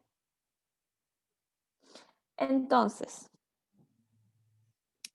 a ver, me gustaría que por favor abrieran sus micrófonos y hablemos un poco de los humedales que se encuentran o que ustedes han visitado y el cómo ustedes ven la estructura del ambiente con respecto a los animales que han visto en estos lugares. Por ejemplo, si tienen algún humedal cerca, ni siquiera tiene que tener nombre, puede ser un humedal que ustedes ya hayan identificado detrás de su casa o en algún lugar cerca y que hayan visto diferentes organismos y que ahora puedan relacionar el hecho de la complejidad del hábitat con lo que están viendo, los organismos que están viendo.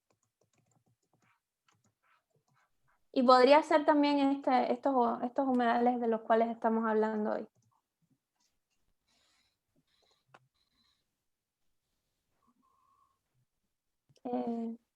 ¿Estamos ahí? Yo digo ranas y sapos porque hay plantas flotantes. Ya, perfecto, exactamente. También, ¿qué necesitarían, por ejemplo, las ranas y los sapos? Aparte de tener un lugar donde ponerse a descansar o a cantar cuando necesitan, cuando van a copular o necesitan reproducirse. ¿Ya? Necesitan salir del agua porque como son, como gran parte de su comunicación de reproducción es a través del sonido, necesita que sea en aire. Entonces, por tanto, plantas flotantes en los cuales se pudieran parar para cantar. Pero además de esto, ¿qué necesitan? O sea, pensemos en todo su ciclo de vida. Crustáceo. Necesitarían alimentos, exactamente, que podrían ser insectos, crustáceos. Entonces, esta diversidad, ¿por qué está sostenida? ¿Por qué vendría sostenida? Porque hayan también plantas y nutrientes, exactamente. Porque hayan plantas que estén, plantas y microorganismos, ya sean o sea, fitoplancton o zooplancton. Fitoplancton significa plantas microscópicas y zooplancton significan animales microscópicos.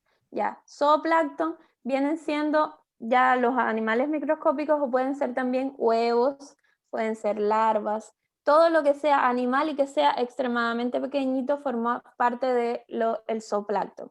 Entonces, esto es lo que sirve de alimento a insectos acuáticos, a crustáceos y otros elementos un poco más grandes de la cadena alimenticia. Entonces, de esto necesita para que podamos tener ranas. Necesitamos no solamente el lugar donde la rana pueda pararse a cantar, sino también de la cadena de alimentos que le suministre los nutrientes necesarios para que pueda completar su ciclo de vida. Y por ejemplo, otro ejemplo que ustedes recuerden así de otro humedal. Coipos. Los coipos. Ya, los coipos. ¿Por qué creen que no estén presentes, por ejemplo, en el humedal Campeche donde antes estaban? Los cazan igual. Pero supuestamente ahora no se deberían cazar, porque el lugar está cercado y protegido. ¿Qué podría estar pasando ahí en caso de que realmente se esté protegiendo? No hay árboles para percha. Viven como en el agua. Hacen como los nidos así como en las riberas, así. Están siempre como en el agua. Como entre el agua y Ya. ¿Sabes que yo una vez trabajé ahí en la termoeléctrica en Gener? Y ahí uno sale y tienen la orilla del río, igual tienen como unas banquitas así. Y ahí había un nido de coipos. Pero yo lo estoy diciendo hace como 10 años atrás, más o menos. Y habían coipos ahí, uno los veía porque era un nido así como de los castores, así se metían como por entre medio, aparecían, y era una familia, siempre se veían. Y se veían, no estaban ni ahí, andaban para todos lados. Y ahora ya, después de ese traje hace como 2 años y ya no había, ya no hay. ¿Qué Pero es que por lo mismo, porque igual los cazan. Sí. Puede ser que el ambiente contaminado que existe en el lugar los haya muerto, que se hayan muerto. Podría ser una opción. Podría ser una opción. En ese caso fue la falta de agua, porque sufrieron mucha sequía el sector de ese humedal. Ah, ya. Entonces, aquí es bien, bien importante, evidentemente, la escala temporal. O sea, porque ahora mismo, y como este ejemplo está súper interesante, ahora mismo estamos viendo como una fotografía de lo que está pasando y aparentemente es genial, todo está bien, pero tenemos que ver la cuestión histórica, ¿ya? El qué ha pasado en un ambiente para saber si realmente ha tenido algunos eventos extremos que hayan hecho que se esté comportando de una manera específica, que es lo que estamos viendo en este minuto. Y eso es lo importante de los trabajos históricos, de los trabajos en el tiempo, que podemos ver, sucedió un incendio, hubo una sequía, se eliminó toda la vegetación, todas esas cosas modifican de cierta manera la presencia de algunos de los organismos. Víctor. Sí. Bueno, yo conozco 3 humedales en Quintero y los 3 humedales tienen biodiversidad diferente, totalmente diferente. El humedal de Mantagua es próspero en todo aspecto, o sea, hay como más de 500 especies de aves, insectos, anfibios, de todo. Las petras, justamente por lo que decía Eugenia, por la falta de agua, se ha ido perdiendo su diversidad. Y está también el humedal de Copec, que está en el centro de Copec, que también tiene más que nada aves, porque cuesta llegar al centro y poblarlo. Y son los 3 dentro de la misma comuna, pero biodiversidad totalmente diferente. Ya, y esto lo podríamos relacionar a la estructura del humedal. O sea, el humedal de Mantagua es extremadamente complejo también.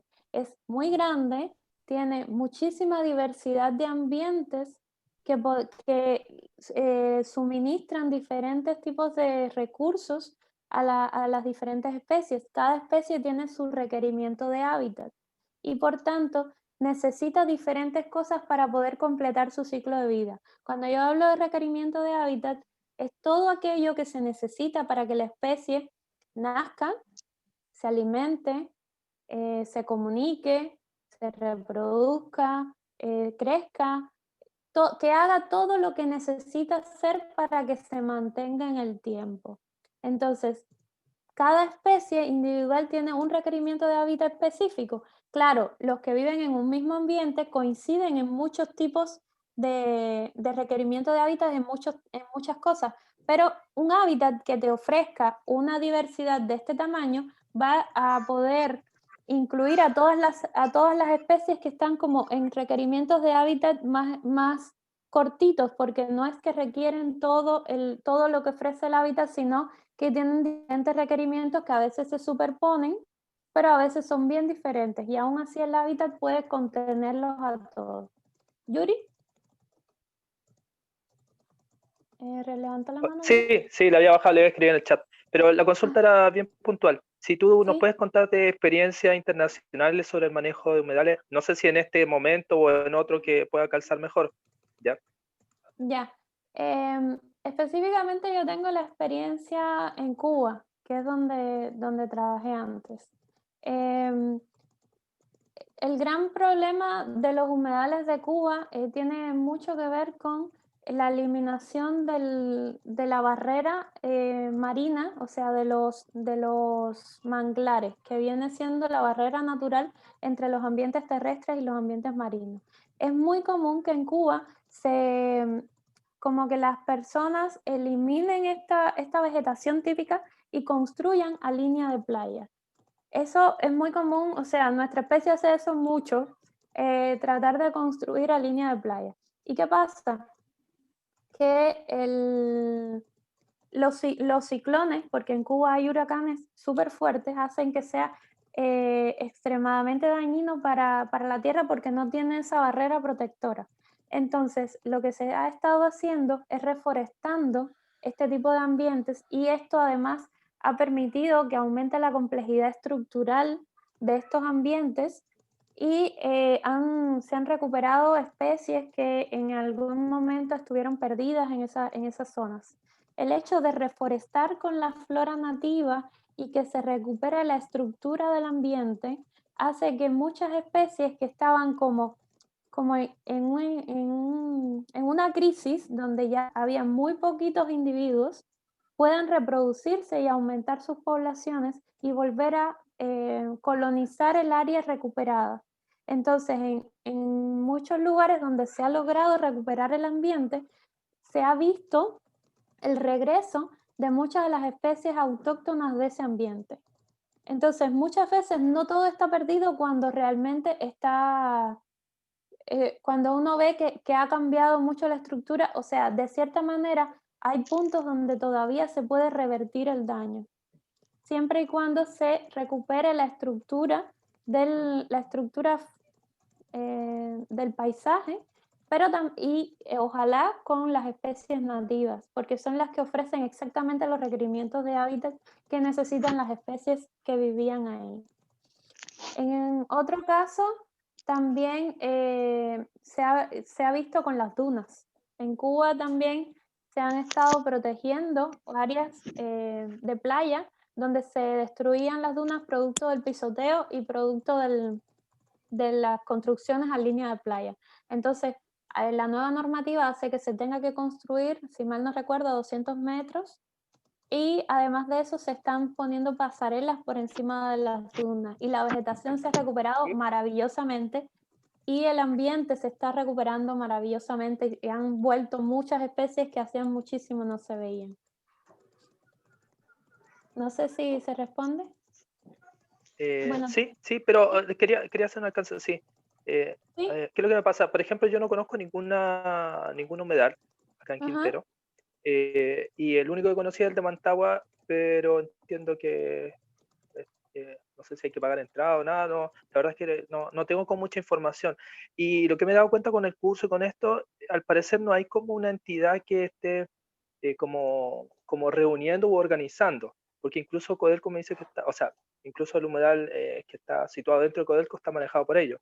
Entonces, quería saber si esto, quizá lo que nos falte es como aunar esto, tratar como de ponerlo bajo una única entidad que los pueda como gestionar mejor. O sea, a eso no tengo mucha respuesta, pero yo sí lo que me he dado cuenta es que falta información. Falta información de el cómo accedo, cómo visito, hasta cuándo, cuáles son los horarios, qué tengo que hacer para ir, visibilidad de este tipo de ambientes en la comuna, y yo creo que eso podría gestionarse probablemente a través de la, no sé si la Ceremi o la... Ay. ¿Puedo contestar la pregunta? Me olvidó. Sí, claro. Mira,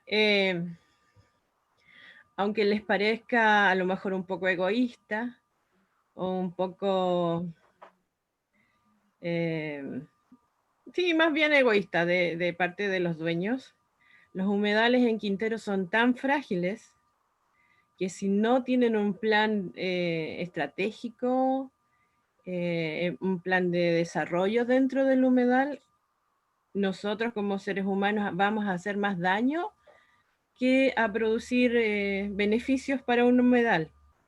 Por ejemplo, la capacidad de carga del humedal de Mantagua son 15 personas. Lo mismo pasa, por ejemplo, en el humedal de Las Petras, porque cada uno de los pasos, de las huellas, va a ir generando un daño importante en el ambiente. Quintero, por lo menos yo conozco 10 humedales. Los más importantes viene siendo el de Las Petras, el de Mantagua, el de Copec. Pero si tienen en consideración, se examinan los tres tienen propiedad privada, ¿ya?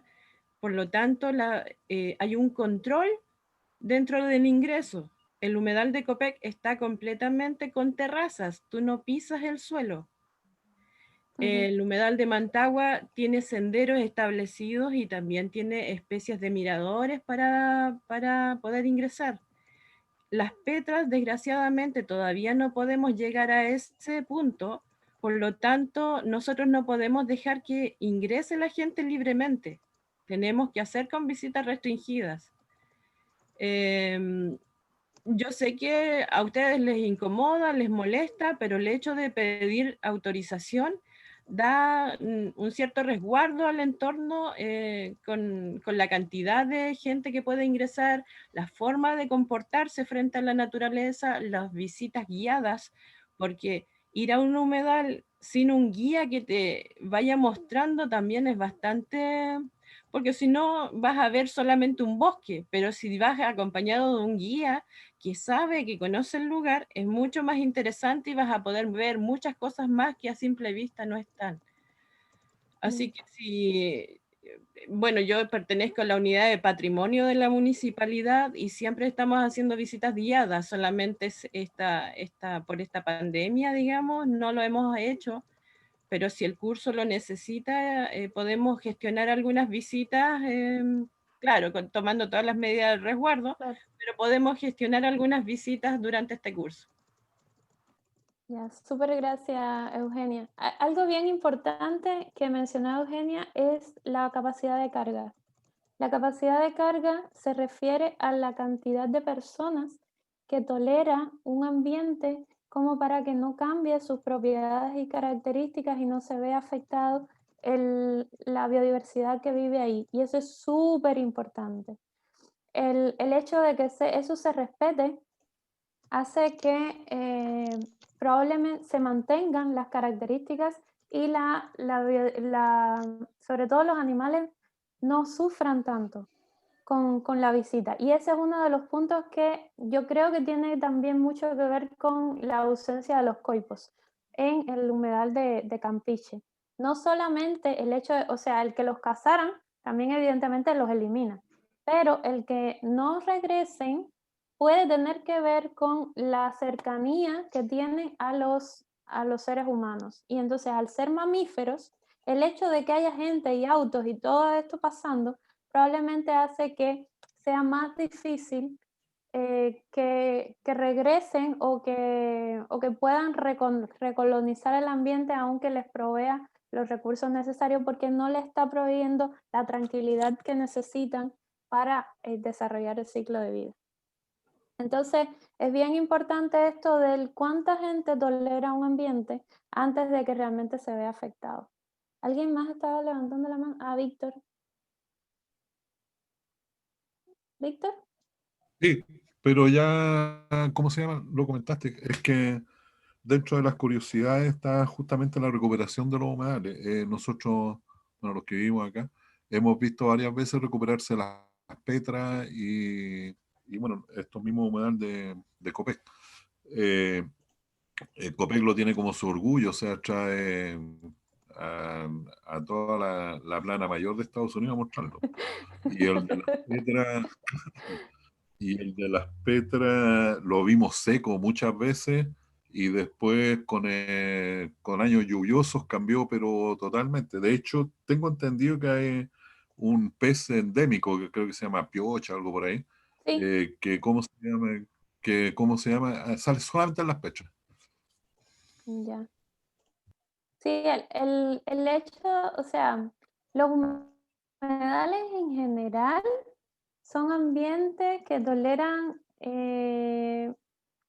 grandes cambios, porque naturalmente evolucionaron con cambios.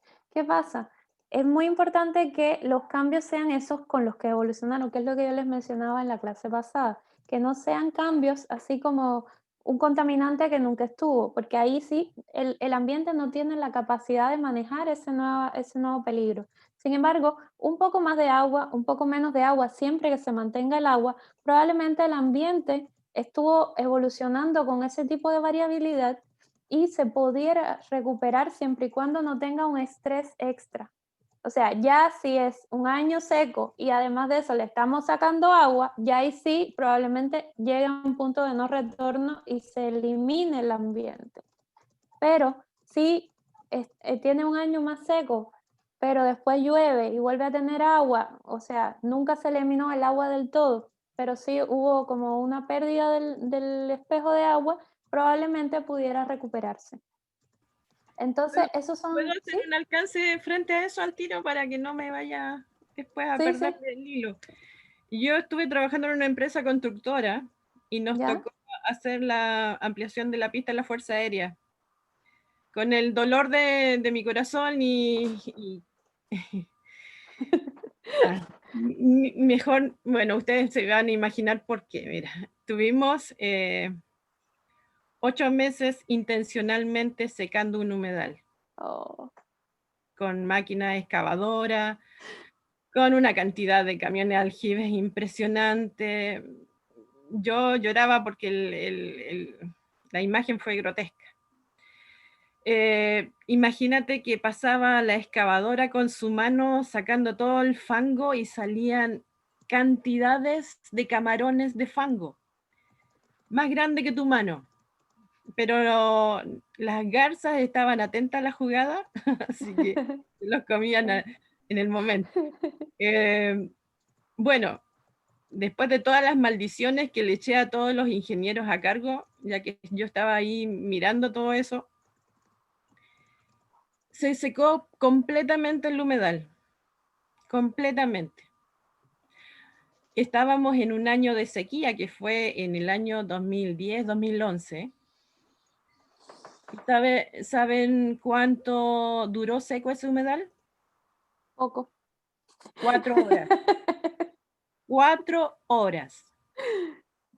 Y ahora que llovió y todo, veo con orgullo, nuevamente paso por ahí y veo cómo está el humedal en su máximo esplendor, con totoras, con biodiversidad, está totalmente recuperado.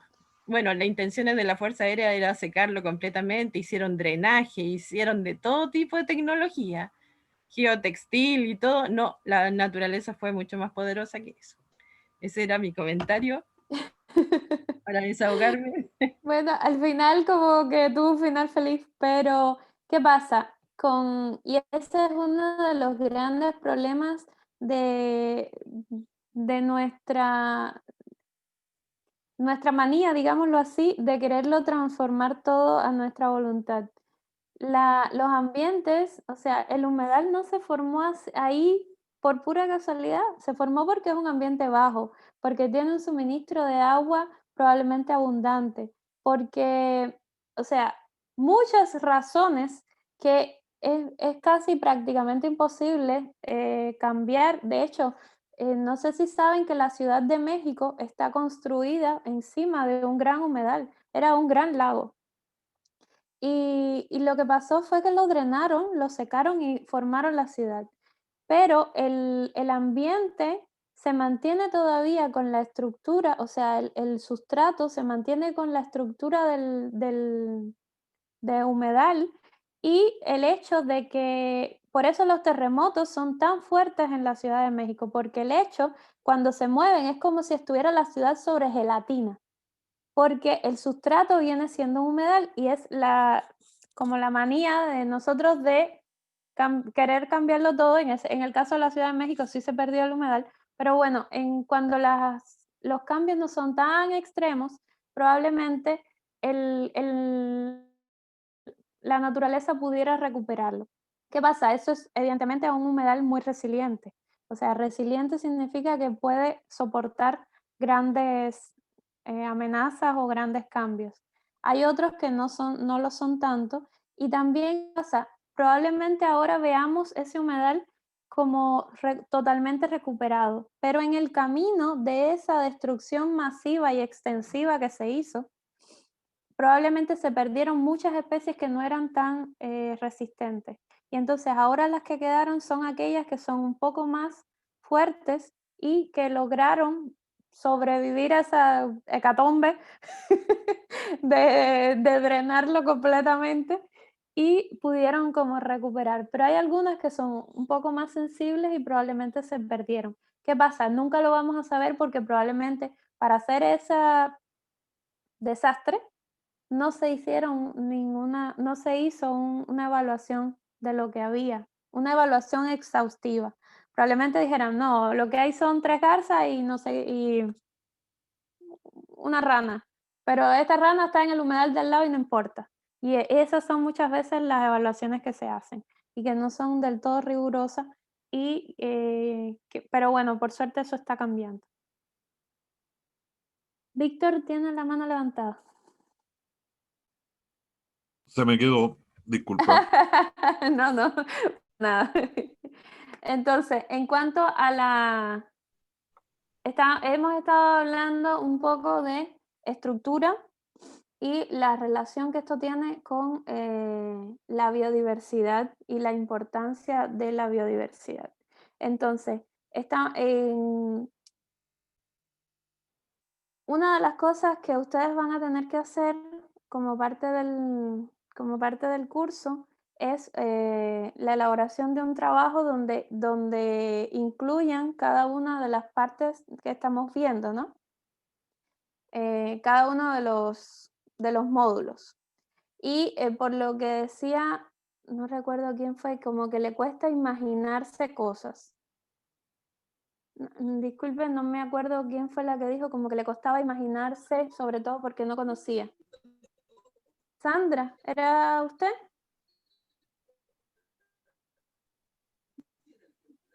Yo, Sandra. Ya, Sí. perfecto. Eso como que se me quedó en la mente. Entonces, este espacio podría ser un momento donde quizás el hecho de conversar y preguntar les podría dar ideas de cómo abordar diferentes problemáticas. Entonces, aquí ya vamos teniendo algunas ideas de lo que está pasando desde el punto de vista biológico y en algunos, enfocándonos sobre todo en los humedales, pero que podría funcionar para todos los ambientes que presentan en las comunas. Entonces, es importante que identifiquen un ambiente. No sé dónde vive Sandra, más o menos ubíqueme. Lo que pasa es que no es que yo no conozca los humedales, yo conozco muy bien el humedal que hay en Concón. Ya. Yo vivo en Santa Luisa.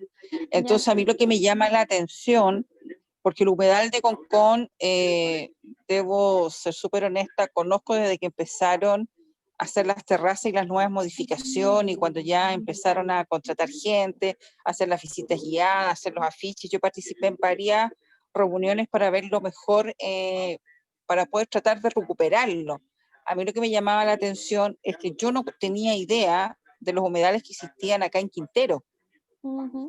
Y me llamaba la atención, que aprendí también en este curso, es de que sean privatizados, pero sí también entiendo que la invasión nuestra como personas dañan mucho los humedales por la experiencia que tengo en Concón. Por lo tanto, es súper respetable que sean visitas guiadas y avisadas. Lo que a mí me cuesta un poco es, como no manejo muy bien la información de Quintero, cómo plasmar en el papel lo que me piden. A eso me refería. Ya.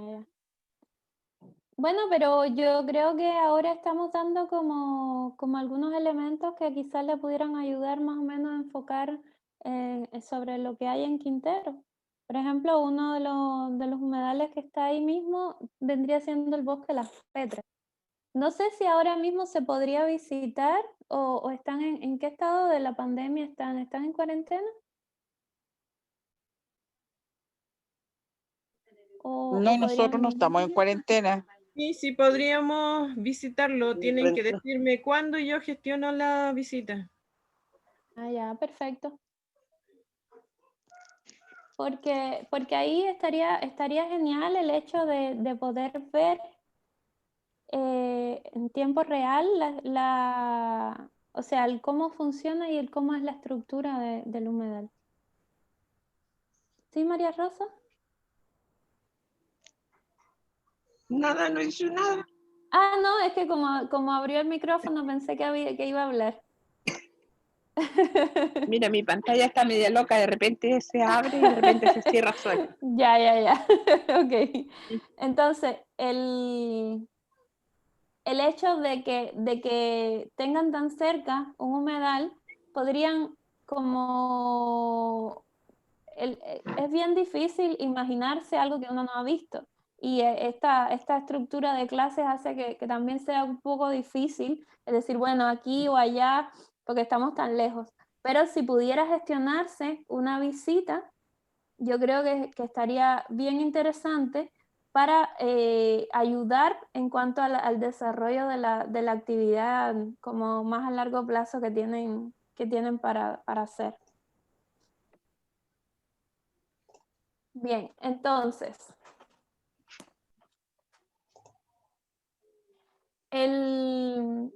yo creo que hemos como tenido ya, incluso hemos hablado sobre el tema de complejidad estructural y biodiversidad. Hemos hablado de experiencias que yo creo que son mega importantes desde el punto de vista de que hay personas que conocen un poco más sobre el ambiente porque han vivido ahí toda su vida, otros que se han mudado hace poco. Entonces el intercambio de experiencias, no solo de nosotros hacia ustedes, sino entre ustedes, es bien importante, y de ustedes para nosotros también, porque a fin de cuentas yo no vivo en ese lugar. Entonces muchos de ustedes probablemente no, seguro saben mucho más sobre esos ambientes que yo. Entonces el hecho de que tengamos estos espacios de conversación donde cada persona pueda pueda compartir su experiencia, yo creo que es bien valioso, porque aprendemos un montón, surgen oportunidades como esta que nos está ofreciendo Eugenia, que me parece genial y que nos permitiría enriquecer el aprendizaje online, que es lo que tenemos disponible en este momento.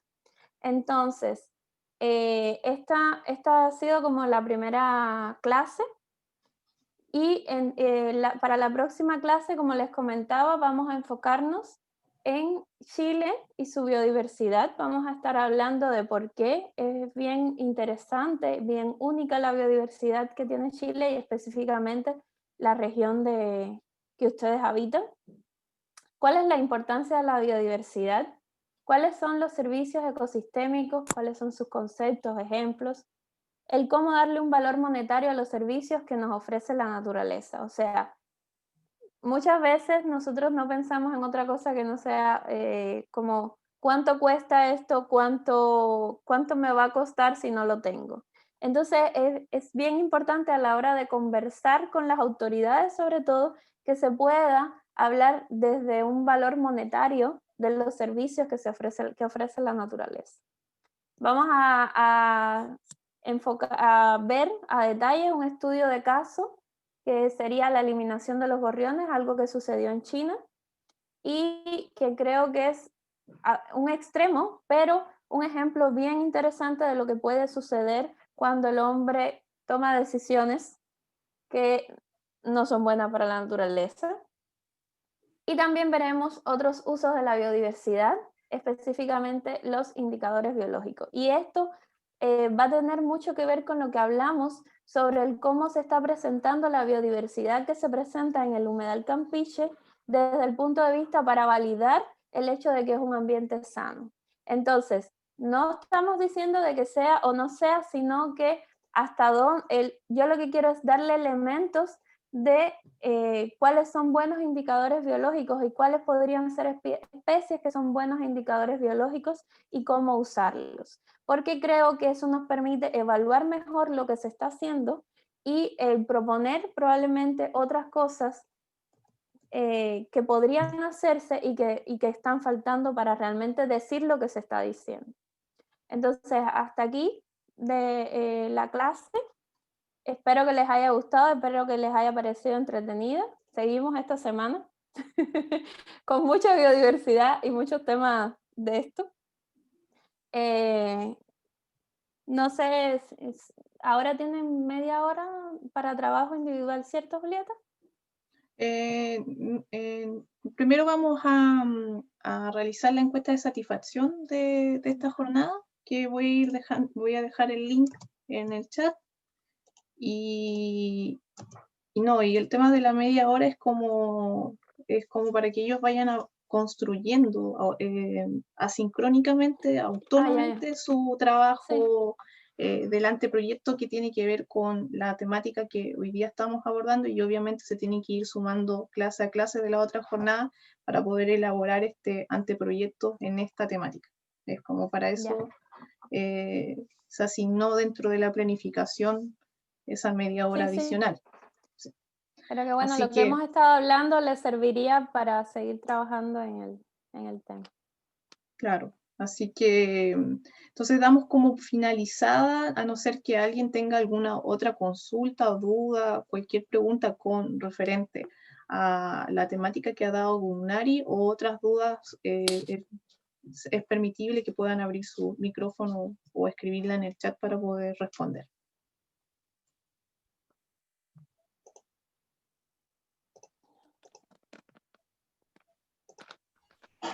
Yo tengo una duda respecto al trabajo.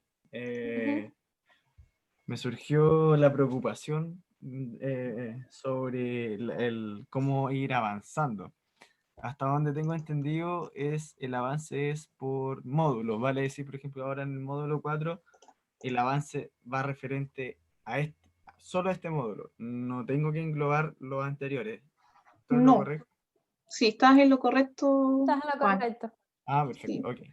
Se supone que casi finalizando esto, vamos a tener que tener un mix de todo para poder como crear una idea y compilar como cada una de las líneas o módulos que hicimos. Entonces finalmente es como si tú vas construyendo un problema ya enfocado X y vas sumándole por las componentes, va a ser fácil porque vas a ir a rescatar cada una de las preguntas que trabajaste en tu módulo para construir el final.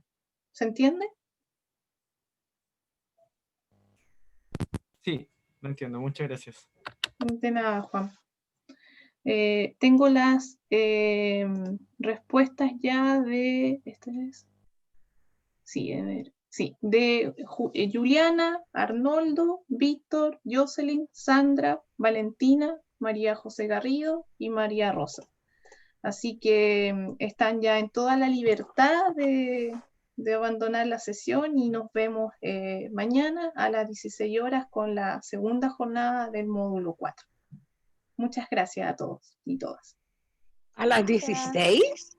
Hoy siempre me No, equivoco. a las 18. 18. Las 18. Sorry. Tengo ahí como una hora que siempre me equivoco entre 14 y 18 horas.